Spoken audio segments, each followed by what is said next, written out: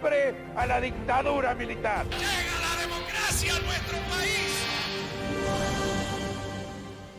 Democracia, la noticia más esperada. Ya disponible en www.telam.com.ar y en nuestro canal de YouTube. Radiocaput.com. Estás conectado. Estás en Caput.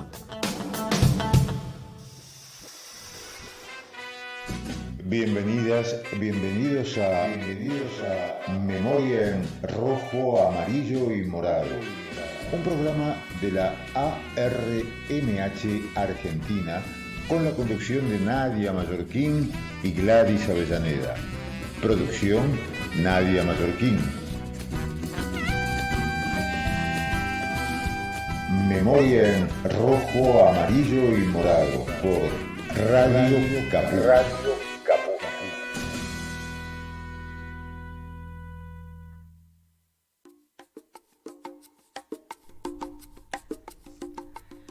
Muy buenas tardes, bienvenidas, bienvenides, bienvenidos a una nueva emisión de Memoria en Rojo, Amarillo y Morado, un programa de la ARMH Argentina. Hermosa tarde la de hoy, al fin llegó la primavera, parece. Hasta con cierto atisbo de verano en la tarde de hoy. Sí, ¿no? Como que está, ya quiere un poquito más la primavera. Ya está ahí arrimándose a los 30 grados. ¿Cómo estás, Daniel? Buenas tardes. Buenas tardes, ¿qué tal? ¿Cómo estás, Gladys? Hola, Chino, en la operación, buenas tardes. Bueno, vamos a arrancar con el programa de hoy, 11 de noviembre, siendo las 18:01 y la temperatura como de 27 grados. Ponele. Más o menos. Bueno, vamos a arrancar con el editorial. En un mes mataron más periodistas que en las dos primeras guerras. Un niño cada 10 minutos. Fósforo blanco por doquier. Hospitales, iglesias, mezquitas. Tiraron más bombas que en Hiroshima en 360 kilómetros cuadrados. Producto de los continuos bombardeos y el castigo colectivo que sufre la población en la Franja de Gaza, con más de 250.000 viviendas devastadas, cientos de miles de palestinos son obligados a vivir nuevamente la Nakba, la catástrofe, que no es más que la expulsión de sus casas y tierras como parte de una limpieza étnica que lleva adelante el Estado sionista de Israel. Israel acordó una pausa diaria de 4 horas en los combates para permitir que los palestinos abandonen el norte de Gaza. Sin dudas que esta pausa táctica, muy poco confiable, es la continuidad de la política de ocupación israelí, que fuerza los desplazamientos y promueve la misma limpieza étnica de 1948. Pero, ¿por qué el norte? Para vaciarlo, Israel empuja a los palestinos hacia el sector sur de la franja, donde se encuentra el límite con Egipto y el desierto de Sinaí. Son 4.506 niños asesinados por Israel, más de 1.500 desaparecidos, todo en un mes. Un informe diario sobre los efectos de la agresión israelí desde el 7 de octubre hasta el 10 de noviembre, proporcionado por el Ministerio de Salud del Estado de Palestina. Mártires, 11.025, niños 4.506, mujeres 3.027, mayores 678, heridos palestinos más de 27.000, mártires cisjordanos 183, heridos cisjordanos alrededor de 2.500. El 7 de noviembre recién se facilitó la entrega de suministros médicos y medicamentos esenciales de la Organización Mundial de la Salud al Hospital Al-Shifa, lo que representó solo la segunda entrega desde la escalada de hostilidades y el bloqueo integral de Gaza.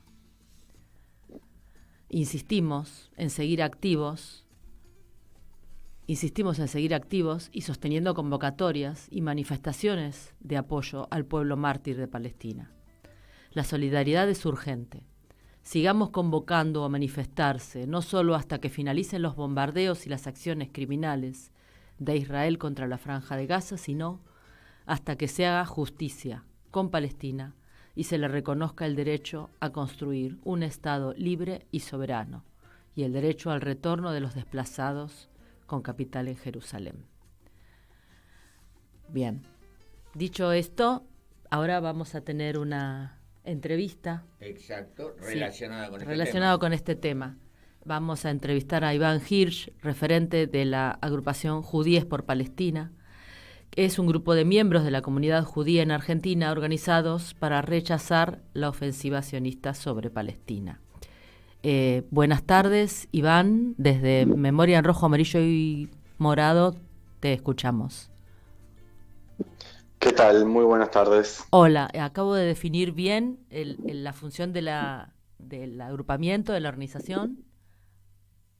Sí, a ver, es una agrupación que surgió hace 2 años, que es la escalada previa, digamos, que había habido fuerte sobre Gaza por parte de, bueno, el Estado de Israel, del ejército israelí, que se llamó Margen Protector, la operación. Les ponen nombres que son muy descriptivos de cuál es la política que ejercen sobre esas tierras de ocupación, y bueno, a partir de ahí surgió esta agrupación retomando una corriente en realidad que viene previa, que a nivel internacional tuvo mucha repercusión, que es No en Nuestro Nombre, se llama la campaña, y que es justamente eso, mostrar que los crímenes que comete el Estado de Israel no son en nombre de todo el pueblo judío, no representan al pueblo judío, y bueno, esa necesidad de poder expresarlo, decir, bueno, nosotros somos judíos, muchos son parte de organizaciones de la colectividad, otros no, otros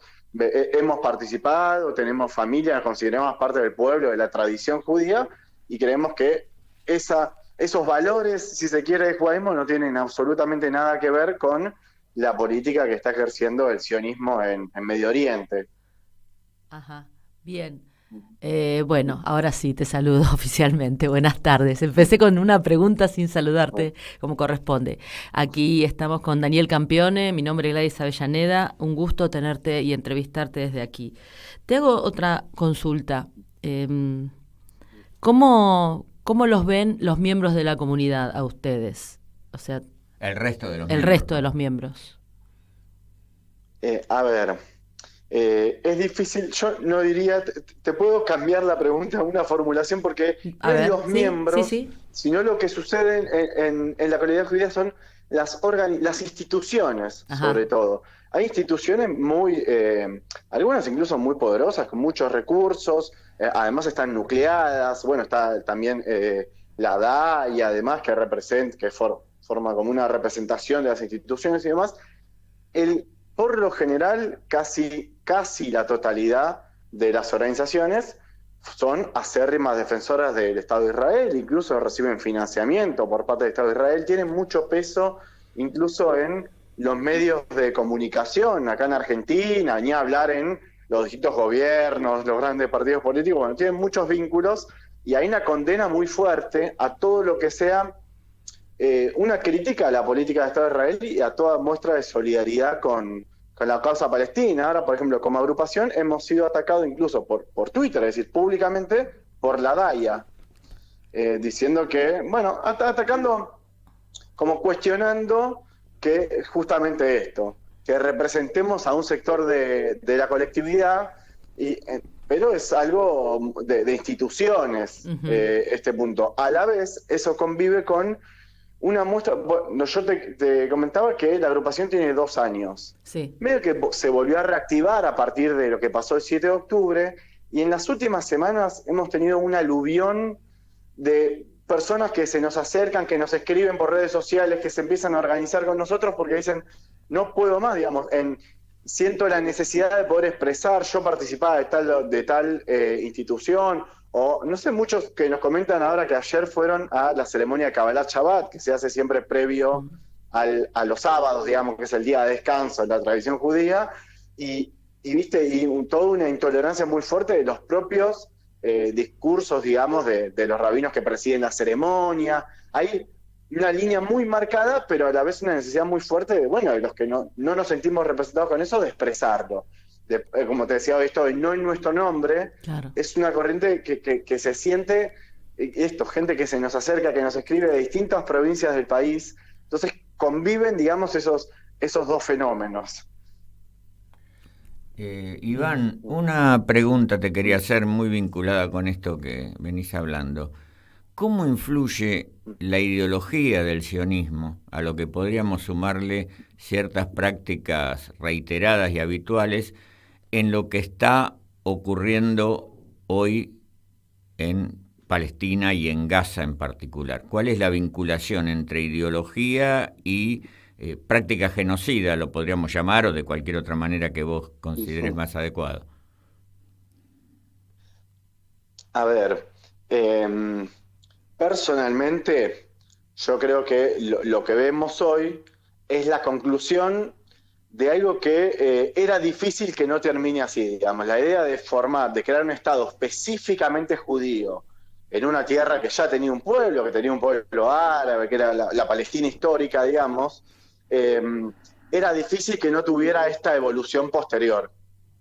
Era porque finalmente la propia lo que ellos denominan la guerra de independencia, la propia fundación del Estado de Israel se hizo sobre la base del desplazamiento de 750.000 palestinos, lo que se llamó la Nakba, que la traducción sería catástrofe, y bueno, a partir de ahí se crea una situación de millones de refugiados, desplazamientos de aldeas, y construir un Estado a partir de una guerra de ocupación territorial, en mi opinión, era difícil que no tuviera esta evolución actual. Lógicamente que eso ha ido cambiando, porque una cosa es inmediatamente después de la Segunda Guerra Mundial y otra cosa es al día de hoy, habiendo pasado 80 años, dice, bueno, que los crímenes del nazismo justifican las masacres actuales del sionismo, y se usa muy fuerte ahora, porque, por ejemplo, también nos pasa como agrupación que cuando uno cuestiona lo que está pasando en Gaza,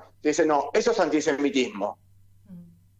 Y hay toda una campaña incluso por prohibir prácticamente las manifestaciones de solidaridad con Palestina. Y la ideología del sionismo en este punto también es, desde la propia creación del Estado de Israel, en cierta medida una cancelación de la propia cultura judía o tradición judía muy profunda. Por ejemplo, yo vengo de una familia que ya, digamos, ni mis bisabuelos eran practicantes religiosos, pero sí, en términos culturales, es de la cultura yiddish muy marcada, el teatro, las canciones, las comidas.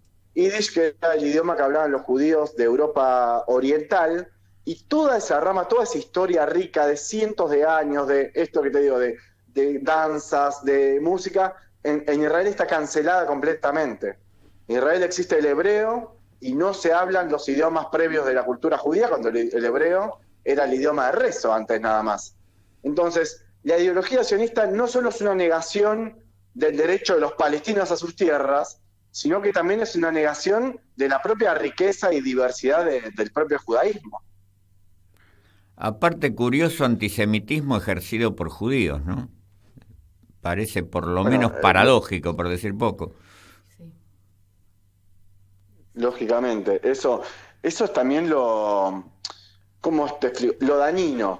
O sea, es realmente dañino cuando uno, porque, insisto, son instituciones que tienen poder, no es cualquiera que viene y te dice eso es un antisemita.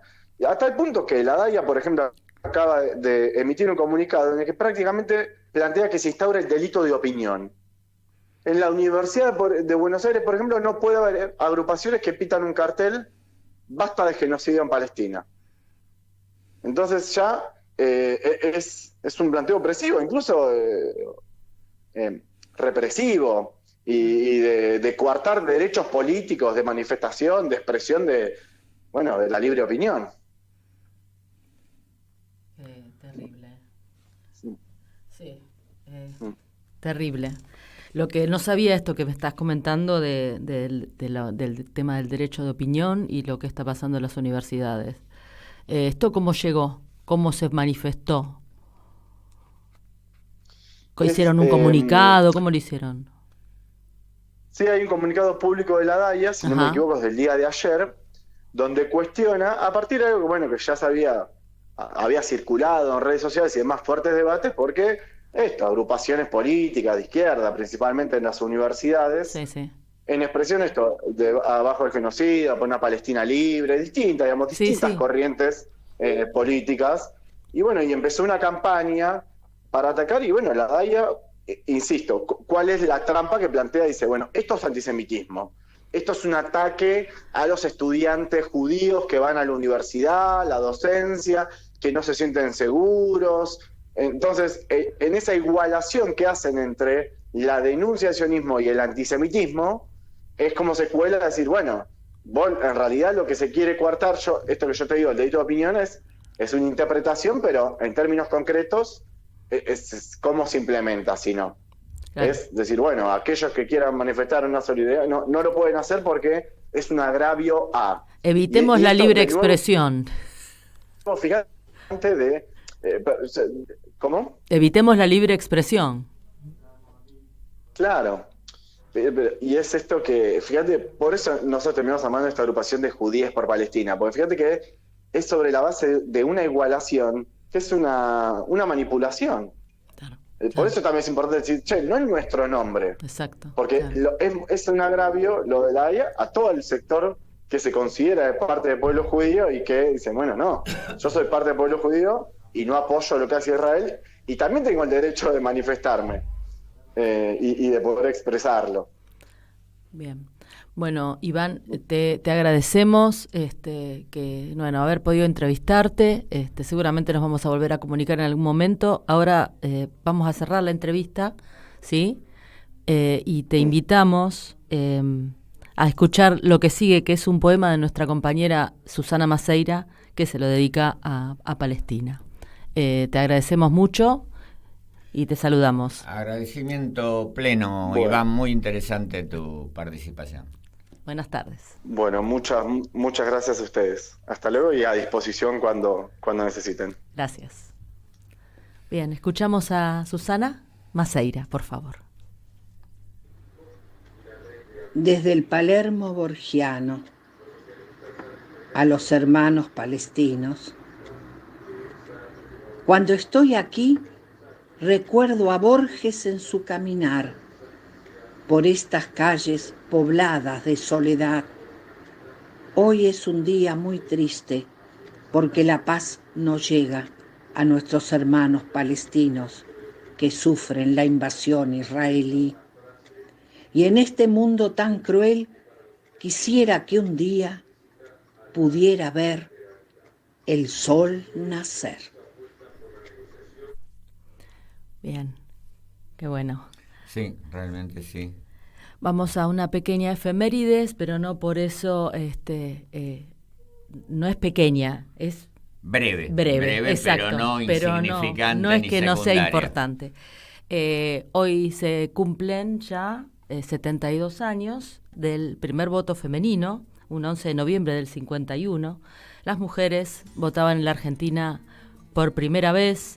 El 9 de septiembre, nuestras abuelas, el 9 de septiembre del 47, tomaron los alrededores del Congreso y al grito de tengo voz y exijo el voto, no se retiraron hasta que el derecho se convirtió en ley. Y gracias a esos sentimientos, el 11 de noviembre, 2 días después, se lograba la ley de voto femenino.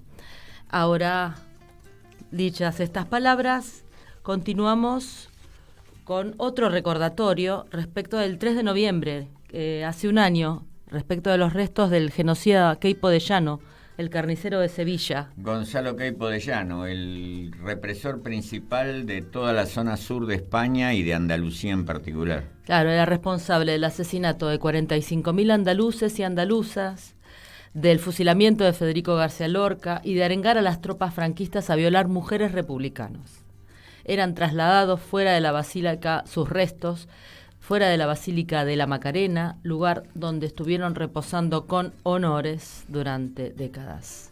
Ni olvido, ni perdón, honor y gloria a las víctimas del franquismo. Ahora vamos a seguir con un relato de Diana Saragassat. ¿Sí? ¿Está bien? ¿Lo dije bien? Parece que sí. En la conmovedora voz de Jorge Gorostiza. Lo escuchamos. Como un rayo que atraviesa las cunetas. Cuentan que en el pueblo de Muñecas, perteneciente al ayuntamiento de Santa María de los Hoyos, en la provincia de Soria, florece el azafrán y hay amapolas rojas en las cunetas. Cuentan también, y es verdad, que un 10 de octubre, 86 años después, la Asociación para la Memoria Histórica exhuma una de las tantas fosas que esperan. Contra viento y marea, y recogiendo testimonios durante años, el sobrino de José Costalago Dueñas hace tiempo llegó al sitio y decidió instalar, rodeando el trozo de tierra, una reja y una lápida, con la esperanza intacta de hallarlo alguna vez. Llegado el día, remueven la tierra y solo encuentran restos de alpargatas, casquillos de bala y un broche para sujetar el pelo. No se hallan todavía los huesos de José. Entre la multitud silenciosa, alza la voz un jardinero anunciando que el suelo es muy ácido porque alberga un pinar. Entre el sosiego de las ramas, la sombra espesa se mece, muda y sabia. A sus pies hay hombres que muerden la tierra, palmo a palmo, buscando un solo hueso que hará temblar a los cobardes.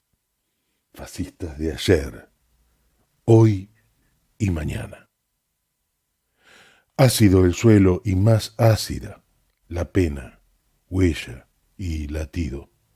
Ácida la verdad esquiva, un rayo la parirá. Ay la fosa de Muñecas, ay el espeso pinar, ay por el ácido suelo y la memoria de acero. Ay verdad, bala, pañuelo, alpargata, broche, consuelo. Como un rayo que atraviesa las tinieblas, de Muñecas a Granada, de José a Federico, memoria, bala, pañuelo, amapola, fosa, hueso, un rayo las partirá. Bien, acabamos de escuchar Como un rayo que atraviesa las cunetas. Es un poema que forma parte del libro sobre migrantes, próximo a publicarse con ilustraciones del dibujante Valestín Sirtauta Salomar. Una serie de relatos donde se aborda la condición de los migrantes en un sentido amplio y se piensa en un transitar hacia y no solo en la huida de un país al otro. Hermoso poema hemos escuchado. Sin duda. Ahora vamos a escuchar un tema musical, pero sin antes mencionar que nuestra compañera Nadia, espero que estés mejor, Nadia, que se baje la fiebre y que te mejores. Bueno, y por eso no se encuentra con nosotros. Claro, ya no venía bien, según nos contó, y el día muy tormentoso de ayer no contribuyó a su recuperación, sino todo lo contrario. Todo lo contrario, así que bueno, besos, Nadia, y espero que te mejores prontito. Y ahora vamos a escuchar El Cabrero, ¿sí? Del disco Mi Patria es la Libertad.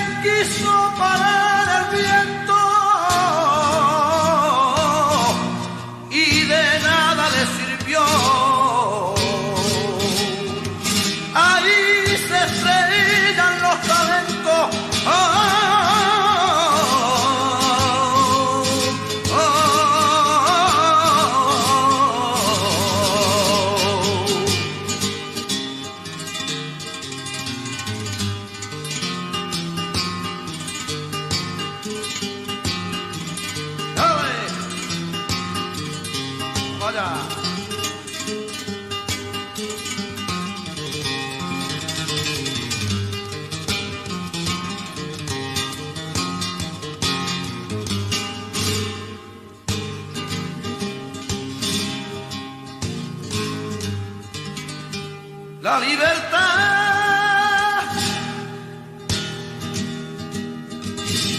y el universo, mi Dios, mi patria es la libertad, mi bandera la razón, mi camino la verdad.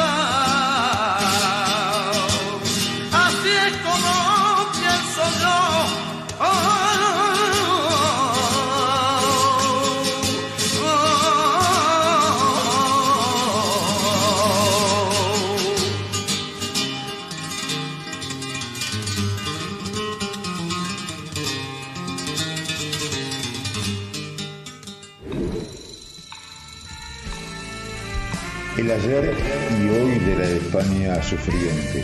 Historias, memorias y cultura en ambos lados del Atlántico. Daniel Campione en Memoria en rojo, amarillo y morado. Memoria en rojo, amarillo y morado.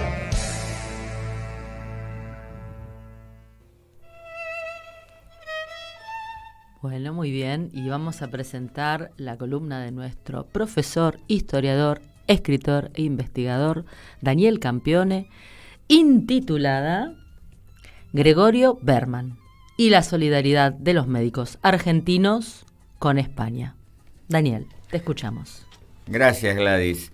Hablar de los médicos argentinos en España durante la llamada Guerra Civil, que a eso nos referimos, no es algo que pueda merituarse de modo aislado.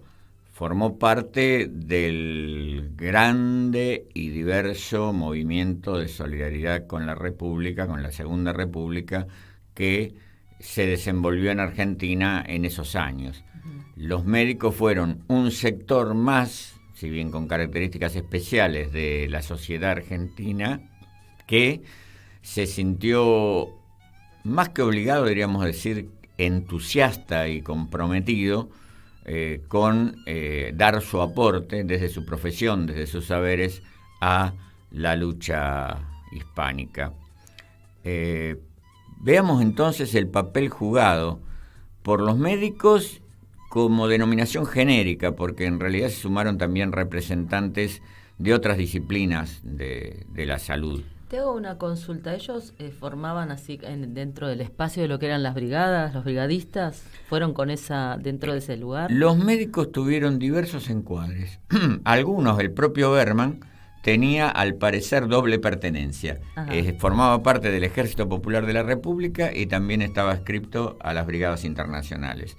Otros casos, por lo menos los que yo he visto, parece que estaban como parte, como médicos, como comandantes médicos algunos de unidades del ejército republicano.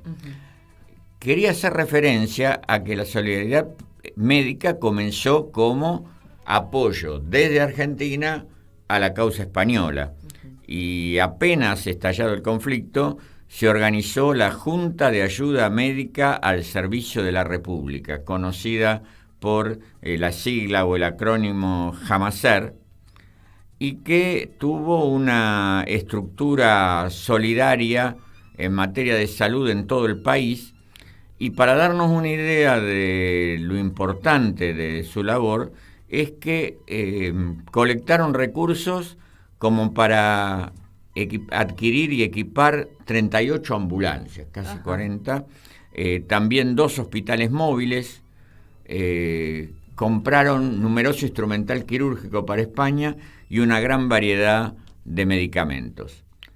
Ese movimiento solidario, ya unos meses después de iniciado el conflicto, se proyectó hacia la propia España a través de 21 médicos o personal de otros saberes de la salud, incluso en roles auxiliares, como podía ser la enfermería, que viajaron a España, esas más de 20 personas, y prestaron allí servicios al personal en guerra, al ejército, y también en algunos casos en la retaguardia. Hubo cirujanos, odontólogos, farmacéuticos, auxiliares, como dije antes, sí. En relación a la pregunta que vos hacías, lo reitero, tanto hubo incorporados al ejército republicano como algunos a las brigadas internacionales. Antes de hablar de Gregorio Berman, que fue la personalidad más destacada tanto por sus valores médicos como por su formación y actuación intelectual más general durante el conflicto y después, pero antes de referirnos a él, podemos hacer breve mención de algunos de esos médicos. Por ejemplo, Juan Goldstrack, que ejerció como comandante médico y jefe de equipo quirúrgico de uno de los cuerpos de ejército del 8º del ejército republicano, es decir, que llegó a una posición de mando dentro de lo que era la atención médica. Otro, David Ostrowski, trabajó en un hospital de Madrid, en cercanía de Gregorio Berman, para atender a pacientes con neurosis de guerra.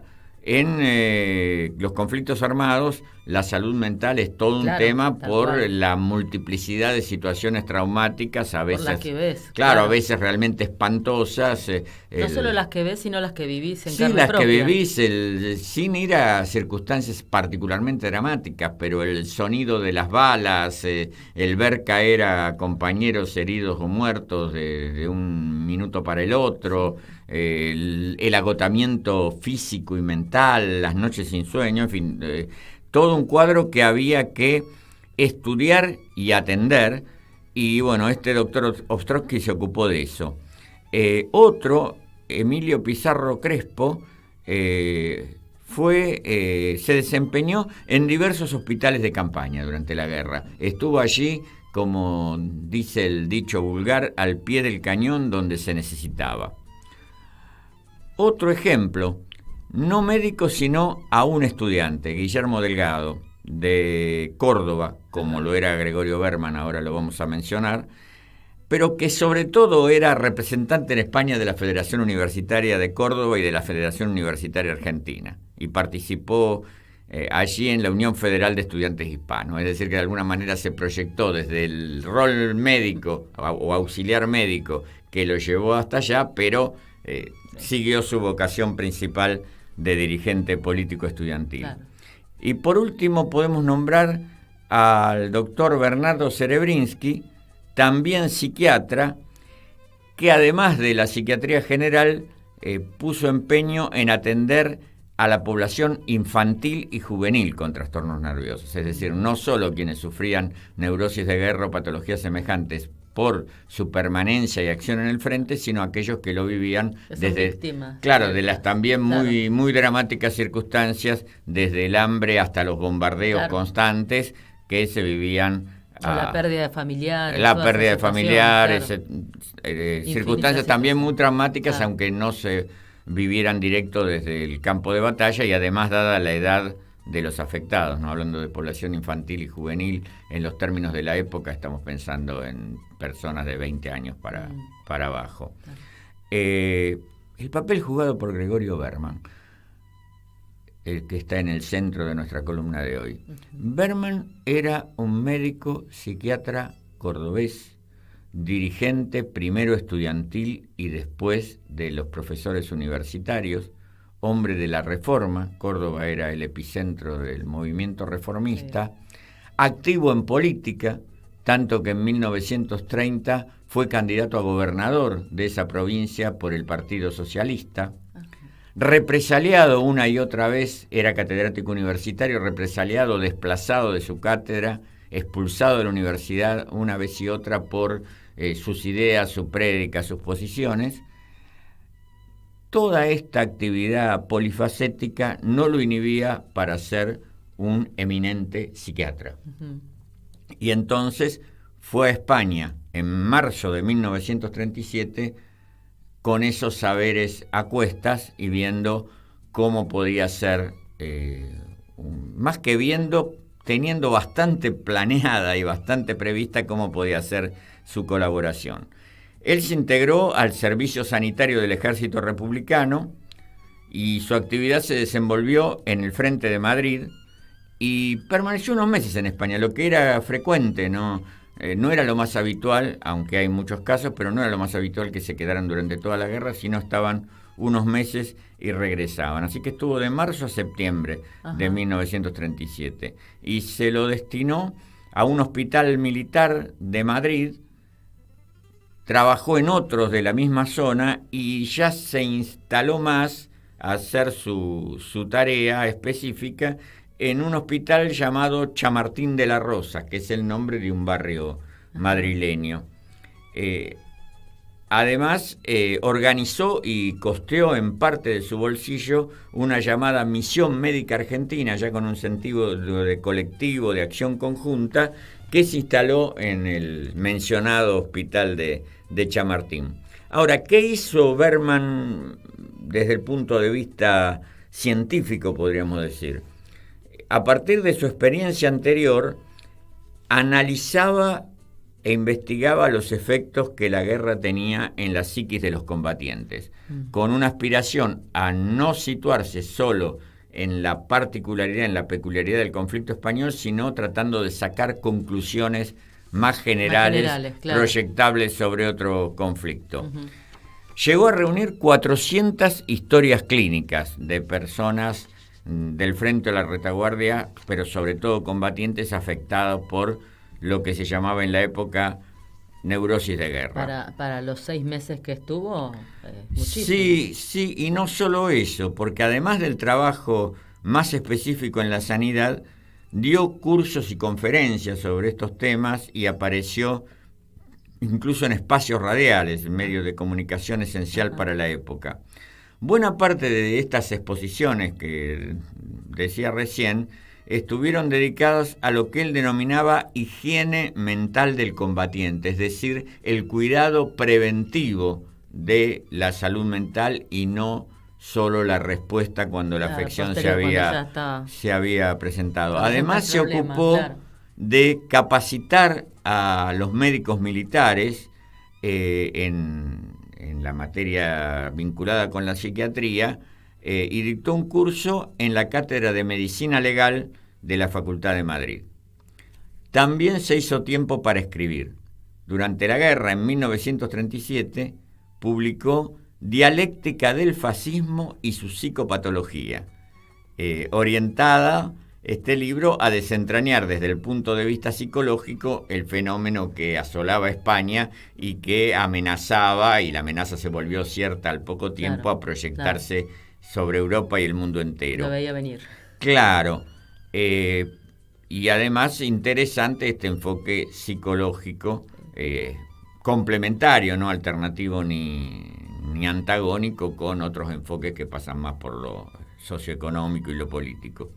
Pero después del conflicto publicó el trabajo donde sintetizaba esta labor de recolección de historias clínicas y de estudio de los combatientes sobre el mismo terreno, que se llamó Las neurosis en la guerra: psicología, psiquiatría, psicoterapia, psicohigiene del combatiente. Este trabajo fue publicado en el año 1941. Eso te quería preguntar. ¿Y hay forma de rastrear este tipo de información, que es interesante, que él la quiso hacer más general, y que es muy actual en algunas cosas, quizás? Sí. Creo recordar que los 2 libros de Gregorio Berman están en la Biblioteca Nacional. No lo aseguro 100%, pero me acuerdo haber visto en el fichero, no vi los libros, 2, 3 obras de Gregorio Berman, porque él publicó muchos otros escritos, porque, como dije antes, era un intelectual de amplio espectro. Podríamos decir que publicó trabajos sobre la reforma universitaria, que era una de sus pasiones, escribió prólogos a multitud de libros, prologó, y no sé si no tradujo también la primera edición en español de Las cartas desde la cárcel, de Antonio Gramsci, así que hay un catálogo vasto de obras de Gregorio Berman. Solo quisiera terminar diciendo que, vuelto a nuestro país, Berman siguió actuando en sus dos vocaciones básicas. Como médico, entre las tareas relevantes que hizo fue integrar el grupo de médicos y sanitaristas de todo el mundo que cofundaron la Organización Mundial de la Salud, la entidad dependiente de la ONU para el tema sanitario, lo que fue en 1948. Y en el plano de la acción político-intelectual fue presidente en 1942 de la Asociación de Intelectuales, Artistas, Periodistas y Escritores, conocida por la sigla AIAPE. Fue miembro del Comité Pro Paz y Liberación de América, trabajó en la Liga Argentina por los Derechos del Hombre. Entre sus libros que mencionaba en general recién estuvo uno llamado Juventud de América, que es considerada una de las grandes obras sobre la reforma universitaria. Y sí, para terminar, diría que él era un hombre socialista en su origen, después muy vinculado al Partido Comunista, aunque nunca apareció públicamente como militante de esa organización, pero después de un prolongado apoyo a ese partido, ante la crisis del marxismo y del bloque socialista en los primeros años 60, fue virando su posición y, pese a que ya era un hombre de edad, se ligó a las posiciones de la llamada en la época Nueva Izquierda, a partir de un acercamiento con el proceso revolucionario cubano y el chino. En eso estaba cuando murió en 1972, ya al borde de los 80 años y habiendo realizado una trayectoria vital, intelectual y política muy fecunda, muy interesante. Una vida muy interesante, muy intensa. Bueno, gracias Daniel por esta columna. Y seguimos, y ahora vamos a escuchar a nuestra compañera corresponsal del otro lado del Atlántico, Soledad Luque Delgado, quien es presidenta de la organización Todos los niños robados son también mis niños, y desde el proyecto Mujer y Memoria recibe el premio de Memoria Democrática Luis Romero Solano. Así que la vamos a escuchar a ella. Hola, buenas tardes, queridas compañeras. Os traigo una hermosa noticia. El proyecto Mujer y Memoria, en el que hemos colaborado, recibe hoy, sábado 11 de noviembre, el Premio de Memoria Democrática Luis Romero Solano. Este premio es otorgado por las Juventudes Socialistas de Cáceres. Mujer y Memoria fue concebido como un macroproyecto, un archivo digital para albergar proyectos de memoria colectiva del franquismo con un enfoque de género, mientras que los cambios sociales, políticos, culturales y económicos de la dictadura y de la transición se han documentado y analizado en gran medida. Cuando se inició el proyecto Mujer y Memoria en 2012, los análisis de género escaseaban en las investigaciones de diferentes ámbitos. Mujer y Memoria tiene en la actualidad dos proyectos. El primero, Madres e hijas de la transición española, fue publicado en 2013 y es un archivo de memoria oral que recoge, preserva y difunde en formato audiovisual relatos de vida de mujeres españolas que se hicieron adultas y madres durante las casi 4 décadas de la dictadura franquista. Sus hijas, que llegaron a la mayoría de edad durante la transición y la democracia, las entrevistan acerca de sus recuerdos sobre los años previos a la democracia y las diferencias socioculturales que perciben entre ambas generaciones. El segundo proyecto, Maternidades Robadas, es donde ha participado y colaborado nuestra asociación. Es un proyecto multidisciplinar, un archivo de testimonios de víctimas del robo de bebés durante la dictadura y los primeros años de la democracia, y de documentos recogidos por las propias víctimas, investigadoras de sus propios casos en ausencia de la debida tutela del gobierno. Los documentos aparecen descritos y anotados por las personas informantes, es decir, por las propias víctimas. Maternidades robadas es también un proyecto artístico. Las fotografías del archivo forman parte de una exposición llamada Duerma en ti, que se ha presentado en Valencia, en Madrid y en Pamplona. El fotógrafo que realizó estas fotografías, convertidas para la exposición en espectaculares retratos, es Pedro Lange Churión. Es un investigador y profesor de la Universidad de San Francisco en California. Estos retratos no son fotografías de víctimas únicamente, cuentan historias de dolor, de rabia, de tristeza, pero también de fortaleza, de resiliencia y de valentía.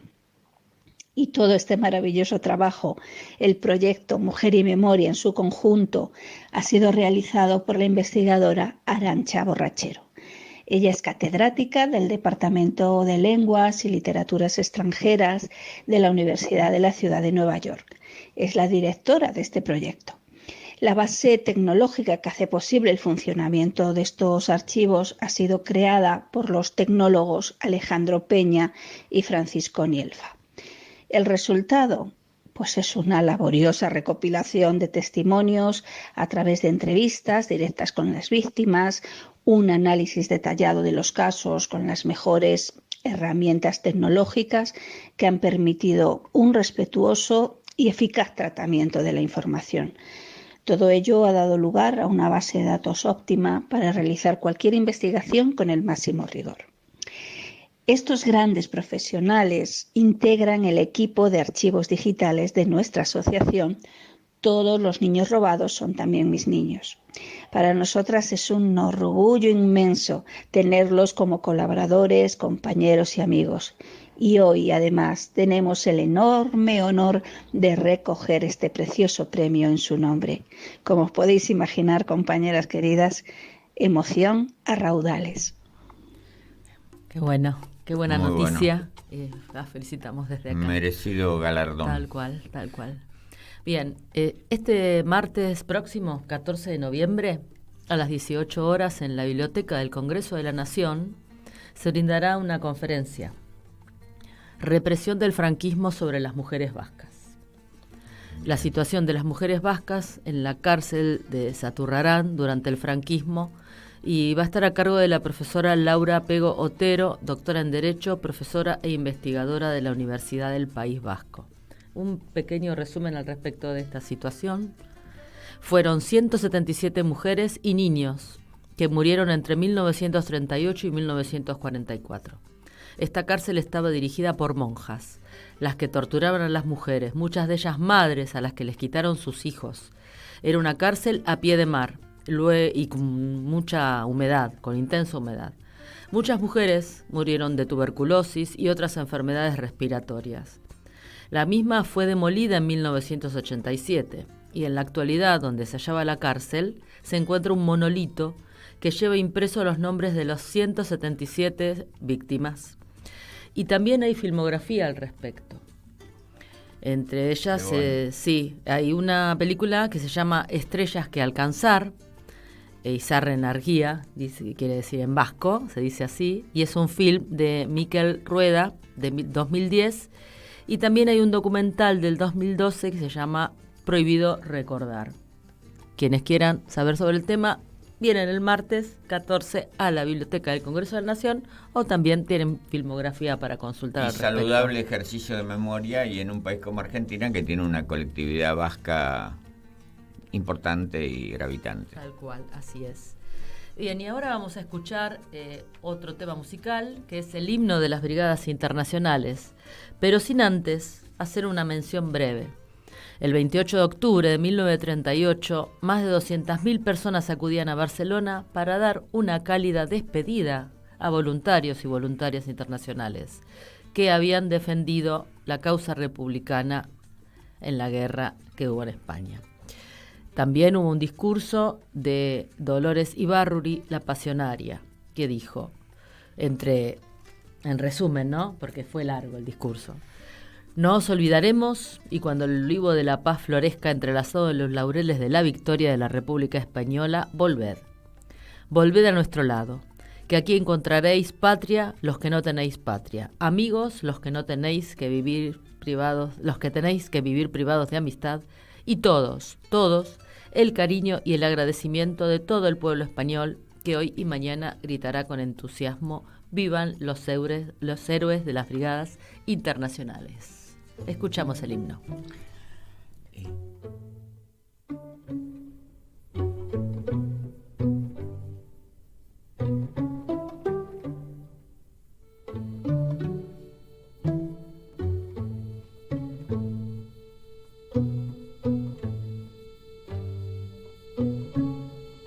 País lejano nos ha visto nacer, de odio llena el alma hemos traído, mas la patria no la hemos aún perdido. Nuestra patria está hoy ante Madrid, mas la patria no la hemos aún perdido. Nuestra patria está hoy ante Madrid. Camaradas, cubrir los parapetos, que la vida no es vida sin la paz. Defended con el pecho vuestros hijos, os ayuda la solidaridad. Defended con el pecho vuestros hijos, os ayuda la solidaridad. Libre España de castas opresoras, nuevo ritmo el alma batirá. Morirán los fascismos sangrientos, en España habrá ya felicidad. Morirán los fascismos sangrientos, en España habrá ya felicidad.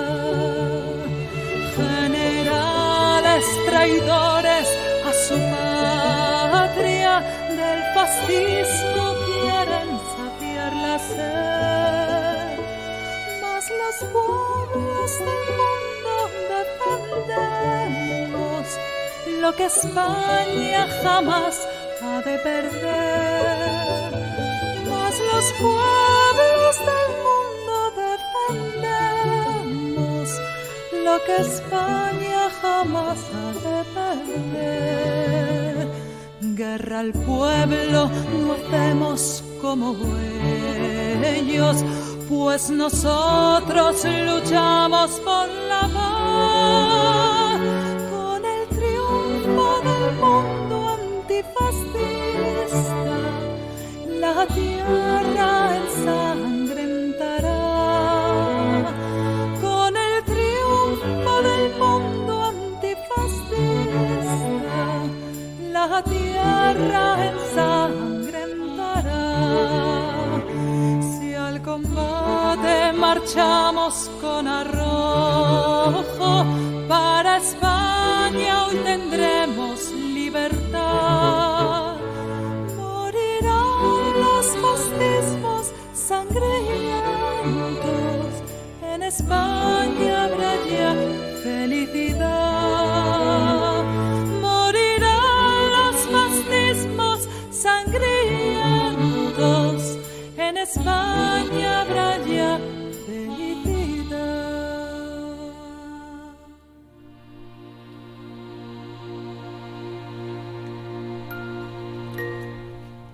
Bien, escuchamos la versión del himno de las Brigadas Internacionales por el Cuartet Brossa, quienes lo interpretaron el pasado 29 de octubre en Barcelona en el acto que se hizo respecto de esta fecha que mencioné anteriormente. La retirada de las brigadas.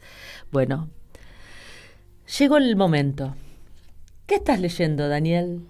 Bien, me sorprendiste. Este libro de José María Jover Zamora, Realidad y mito de la Primera República, editado por la querida Colección Austral, que tantos clásicos y modernos dio a la imprenta y a la circulación en España y en nuestro país en particular. Pero, primera referencia, siempre hablamos de la Segunda República. Eso denota claramente que hubo una primera. Claro. Poco se sabe, por lo menos por estas pampas, de la Primera República Española, que fue en el siglo anterior, en el siglo XIX, en la década de 1870, a mediados.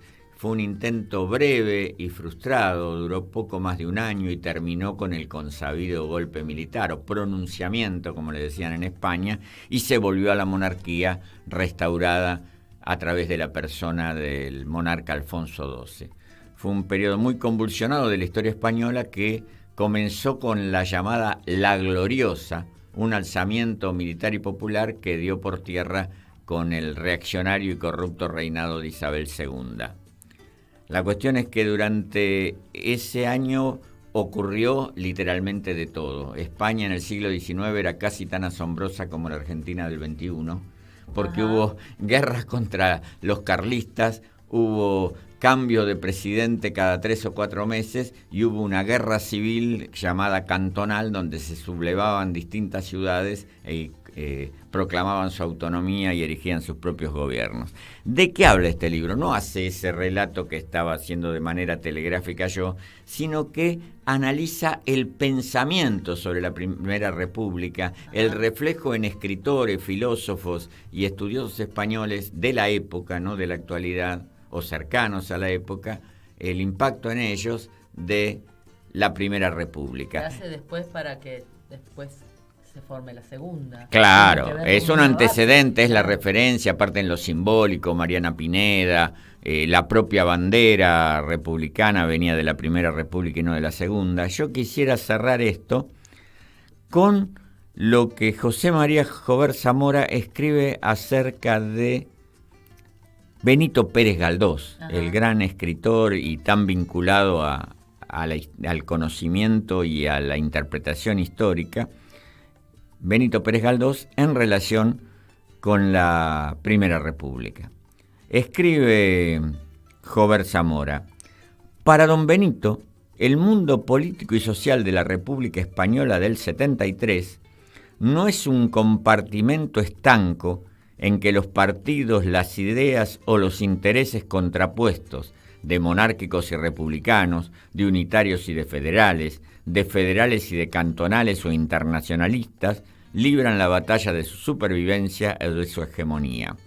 Para don Benito, todo este complejo sociopolítico tiene una alternativa global, históricamente definido y enormemente real a la altura de 1873, que es el carlismo.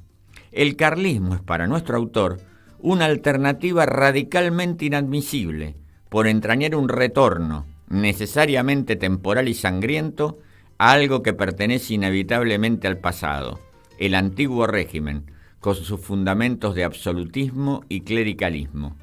Pero esta alternativa, repito, está viva en 1873. Es una realidad humana e incluso geográfica que presta dramático contrapunto, aquí sí que hay drama, a lo que la ideología de los años 70 confinara en una imagen cerrada, sin antagonista. Wow. Suena familiar esto. Me remite a muchas cosas actuales. Sí, esto de considerar extinguido algo que no, y vestirse reaparece, de nuevo, ¿no? Y claro, vestirse que, de nuevo. Que reaparece, sí. Bien. Recomiendo totalmente este libro, que puede ser encontrado con algún esfuerzo, pero puede ser encontrado en librerías de viejo o de saldo, al menos en la ciudad de Buenos Aires. Muy bien. Bueno, muchas gracias, Daniel. Y bueno, y nos vamos yendo. Nos vamos yendo. Esperamos, Nadia, que te recuperes. Te esperamos el sábado Saludos, próximo. Nadia. Hasta el sábado próximo seguro que nos vemos. Estuvimos en la conducción Gladys Avellaneda, Nadia Mallorquín y la colaboración de Daniel Campione.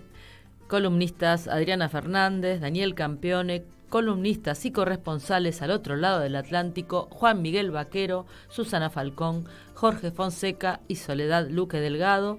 En la operación El Chino Román, en la producción Nadia Mallorquín. Esto fue Memoria en Rojo, Amarillo y Morado, un programa de la ARMH Argentina por Radio Caput. Nos despedimos con la ronda de Voltaña Fit Rosalén, la tumba de la golondrina. ¿Sí? Así es. Salud y república.